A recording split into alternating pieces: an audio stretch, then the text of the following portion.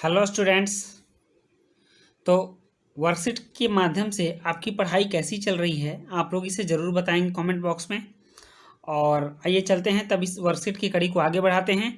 और आज की वर्कशीट में आपकी वर्कशीट है वर्कशीट नंबर 24 और यह कक्षा 10 के विद्यार्थी के लिए है, जिसमें हम लोग हिंदी में रचनात्मक लेखन पढ़ेंगे। इससे पहले के वर्कशीट में भी आपने हिंदी में रचनात्मक लेखन को जाना है और उस समय हम लोगों ने औपचारिक पत्र लेखन सीखा था। जो लोग इसको पहली बार देख रहे हैं, आप प्लेलिस्ट में जाकर के पीछे के वर्कशीट को भी देख लेंगे। औपचारिक पत्र लेखन कैसे होता है इस चीज़ को आप बखूबी समझ जाएंगे। तो आइए शुरू करते हैं।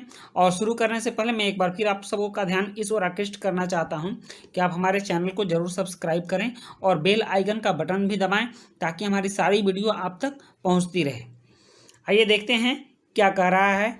कह रहा है, बच्चों, पिछले रचनात्मक लेखन के कार्यपत्रक में आपने औपचारिक पत्र लेखन, ये औपचारिक पत्र लेखन हम लोगों ने पिछले वर्कशीट में सीखा था, और अनौपचारिक पत्र लेखन के अंतर को जाना था। मतलब औपचारिक पत्र लेखन क्या होता है और अनौपचारिक पत्र लेखन क्या होता है, इसको हम लोगों ने पीछे के हिंदी के रचनात्मक लेखन वर्कशीट में जाना था। और एक औपचारिक पत्र के प्रारूप लिखने का अभ्यास किया था, और एक औपचारिक पत्र का प्रारूप लिखने का भी अभ्यास किया था हमने।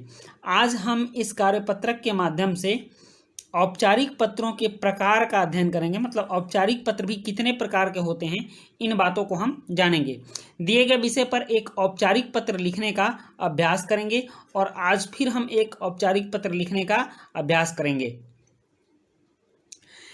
नेक्स्ट है, औपचारिक पत्रों को 3 वर्गों में विभाजित किया जा सकता है। इसको क्लासिफाइड किया गया 3 वर्गों में। पहला वर्ग है प्रार्थना पत्र, ठीक। दूसरा है कार्यालयी पत्र और तीसरा है व्यावसायिक पत्र। तो प्रार्थना पत्र में है कि जिन पत्रों में निवेदन अथवा प्रार्थना की जाती है, ठीक ना। जैसे हम लोग बहुत सारे निवेदन के पत्र लिखते हैं, वे प्रार्थना पत्र कहलाते हैं। प्रार्थना पत्र में अवकाश, शिकायत, सुधार, आवेदन आदि के लिए लिखे गए पत्र आते हैं। मतलब जिन पत्रों में हम लोग अवकाश के लिए पत्र लिखते हैं, किसी बात की शिकायत के लिए पत्र लिखते हैं, किसी चीज़ की सुधार के लिए पत्र लिखते हैं या फिर आवेदन लिखते हैं, तो वैसे पत्रों को हम लोग प्रार्थना पत्र कहते हैं।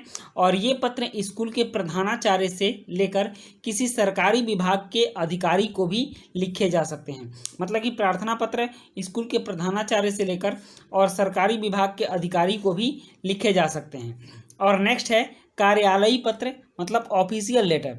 तो जो पत्र कार्यालयी कामकाज के लिए लिखे जाते हैं वे कार्यालयी पत्र कहलाते हैं। बहुत सारे कार्यालय में जब वरिष्ठ अधिकारी अपने से कनिष्ठ अधिकारी को कुछ आदेश देते हैं तो वो भी पत्र के माध्यम से ही होता है। या फिर जो कनिष्ठ अधिकारी होते हैं और वरिष्ठ अधिकारी को अगर कुछ सूचना देना होता है तो भी पत्र के माध्यम से ही देते हैं। या किसी कार्य को करने का अगर निर्देश दिया जाता है किसी अधिकारियों के द्वारा तो वो सब भी पत्र के माध्यम से ही होता है। तो वैसे सारे पत्र कार्यालयी पत्र कहलाते हैं। ये सरकारी अफसरों या अधिकारियों, स्कूल और कॉलेज के प्रधानाध्यापकों और प्राचार्यों को लिखे जाते हैं। मतलब कि ये किसको पत्र लिखे जाते हैं, सरकारी अफसरों को या अधिकारियों को, स्कूल के और कॉलेज के प्रधानाध्यापकों को और प्राचार्यों को भी लिखे जाते हैं।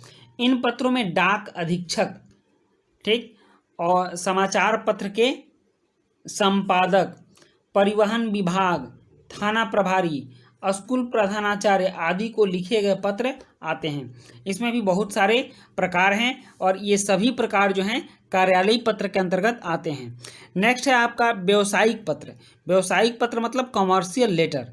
तो व्यवसाय में सामान खरीदने और बेचने अथवा रुपयों के लेन देन के लिए जो पत्र लिखे जाते हैं उन्हें व्यावसायिक पत्र कहते हैं। इन पत्रों में दुकानदार, प्रकाशक, व्यापारी, कंपनी आदि को लिखे गए पत्र आते हैं। ऐसे पत्र भी हम लोग बहुत सारा देखते हैं।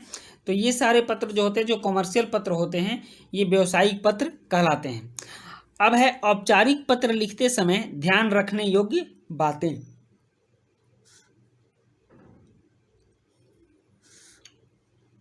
जब हम औपचारिक पत्र लिखने बैठते हैं तो हमें किन किन बातों का ध्यान रखना चाहिए, इस चीज़ को हम समझते हैं। पहला है औपचारिक पत्र नियमों में बंधे होते हैं। इसको पूरे नियम से लिखे जाने चाहिए। इसके बहुत सारे नियम होते हैं और कुछ नियमों को हमने पीछे के वर्कशीट में जाना भी है। दूसरा है इस प्रकार के पत्रों में भाषा का प्रयोग ध्यानपूर्वक किया जाता है। इसमें अनावश्यक बातों यथा कुशल मंगल समाचार आदि का उल्लेख नहीं किया जाता है।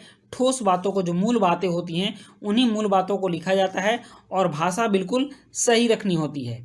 तीसरा है पत्र का आरंभ और अंत प्रभावशाली होना चाहिए। पत्र के आरंभ में ही वैसा विषय होना चाहिए कि उस विषय को पढ़ने से अंदर का पत्र भी पढ़ने का मन कर दे, तो इस ढंग से वो प्रभावशाली होना चाहिए। पत्र की भाषा सरल, लेख स्पष्ट और सुंदर होना चाहिए। मतलब किसी भी तरह से उसमें कुछ अभद्रता नहीं होनी चाहिए, आपके लेख गंदे नहीं होने चाहिए, भाषा आपकी स्पष्ट होनी चाहिए और लिखावट सुंदर होनी चाहिए। पांचवा बिंदु है यदि आप कक्षा अथवा परीक्षा भवन से पत्र लिख रहे हैं, परीक्षा भवन में या कक्षा में भी कहा जाता है कि आप इस तरह के पत्र लिखें, जैसा कि आज आपको कहा जा रहा है, तो कक्षा अथवा परीक्षा भवन अपने पता के स्थान पर क ख ग घ और अपने नाम के स्थान पर लिखना चाहिए। मतलब कि पता के स्थान पर परीक्षा भवन लिखना चाहिए और अपने नाम के स्थान पर क ख ग या ABC जो कुछ भी हो लिखना चाहिए। अपना नाम या पता नहीं लिखना चाहिए। नेक्स्ट है छठा बिंदु कि पत्र पृष्ठ के बाईं ओर से हाशिए के साथ मिलाकर लिखें। मतलब ये जो हाशिया जो छोड़ा जाता है, जैसे यहाँ पर ये आपका हाशिया छोड़ा गया है, तो इस हाशिए से आपको मिलाकर ही पत्र लिखना है और ये बिल्कुल एक लाइन में पंक्तिबद्ध ऐसे होना चाहिए। इससे ऐसे ऐसे इसका लेटर नहीं होना चाहिए। सातवां बिंदु है पत्र को एक पृष्ठ में ही लिखने का प्रयास करना चाहिए ताकि तारतम्यता या लयबद्धता बनी रहे। मतलब कि पत्र जो भी औपचारिक पत्र होते हैं हमेशा प्रयास करना चाहिए कि वो एक पृष्ठ में ही समाप्त हो जाएं ताकि वो तारतम्यता उसमें और लयबद्धता बनी रहे। और सातवां पॉइंट है प्रधानाचार्य को पत्र लिखते समय प्रेषक के स्थान पर अपना नाम, कक्षा और दिनांक लिखना चाहिए। जब भी प्रधानाध्यापक को लिखा जाता है पत्र तो उस प्रेषक में अपना नाम लिखना चाहिए, कक्षा लिखना चाहिए और दिनांक भी लिखना चाहिए। अब कह रहा है कि अब उपरोक्त बातों का ध्यान रखते हुए निम्न कथनों को पढ़िए और उसके आधार पर दिए गए प्रश्नों के उत्तर लिखिए। यहाँ एक कथन है कि आप B/8 310 रोहिणी दिल्ली के निवासी हैं। आपके घर के आसपास कई दिनों से बारिश के पानी का जमाव है। आप इस समस्या को दूर करना चाहते हैं, तो इसके लिए आपको पत्र लिखना है। ठीक, और इसमें 4 प्रश्न हैं, तो इन चारों प्रश्नों को पहले हम पढ़ लेते हैं, उसके बाद एक एक करके इसके उत्तर लिखेंगे। प्रश्न नंबर क है आप इस समस्या को दूर करने के लिए किस अधिकारी को पत्र लिखेंगे, यह पत्र किस प्रकार का होगा। ख आप विषय में क्या लिखेंगे और ग है आप पत्र के अंत में क्या लिखेंगे। घ है उपरोक्त दिए गए विषय पर संबंधित अधिकारी को एक पत्र लिखने का अभ्यास कीजिए। तो आइए हम लोग एक एक करके इन प्रश्नों के उत्तर को लिखते हैं। प्रश्न क है आप इस समस्या को दूर करने के लिए किस अधिकारी को पत्र लिखेंगे, यह पत्र किस प्रकार का होगा। तो इसका उत्तर होगा, यहाँ देखिए क का उत्तर होगा इसका उत्तर होगा स्वास्थ्य अधिकारी नगर निगम दिल्ली को यह पत्र लिखेंगे। यह पत्र औपचारिक होगा। ये हो गया पहले प्रश्न का उत्तर। और दूसरा प्रश्न है आप विषय में क्या लिखेंगे। तो ख नंबर प्रश्न का उत्तर है, यहाँ पर ख का उत्तर है विषय में जल जमाव की समस्या से निदान हेतु, इस विषय को लिखेंगे। और नेक्स्ट है तीसरा है ग आप पत्र के अंत में क्या लिखेंगे। तो ग का उत्तर है पत्र के अंत में अपना नाम और पता लिखेंगे। ठीक, और घ में बोल रहा है कि उपरोक्त दिए गए विषय पर संबंधित अधिकारी को एक पत्र लिखने का अभ्यास कीजिए। तो आइए इस पत्र को हम देखते हैं। प्रश्न घ के अनुसार यहाँ एक पत्र लिखा गया है और पत्र इस प्रकार है सेवा में स्वास्थ्य अधिकारी दिल्ली नगर निगम नई दिल्ली 110001 दिनांक 28/8/2020 विषय जल जमाव की समस्या से निदान हेतु। महोदय, मैं रोहिणी दिल्ली का निवासी हूँ। मैं आपका ध्यान अपने क्षेत्र की समस्या की ओर आकृष्ट कराना चाहता हूं। इस क्षेत्र में बारिश की वजह से सड़कें तालाब जैसी दिखने लगी हैं, गाड़ियों का चलना मुश्किल है और लोगों को बहुत परेशानी हो रही है।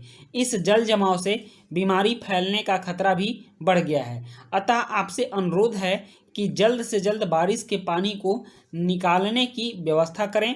धन्यवाद। प्रार्थी क ख ग B/8 310 रोहिणी दिल्ली। और यहाँ आप अपना फ़ोन नंबर भी लिख देंगे। तो इस तरह से आपके चारों प्रश्नों के उत्तर हो गए और आपका जो वर्कशीट है, वर्कशीट नंबर 24, ये भी कंप्लीट हुआ। और ये वीडियो अगर आपको अच्छी लगी हो तो आप मेरे चैनल को ज़रूर सब्सक्राइब करेंगे और इसे अपने दोस्तों के बीच भी शेयर करें ताकि सब तक ये पहुंच जाए। और फिर मिलते हैं नेक्स्ट वीडियो में, तब तक के लिए गुड बाय।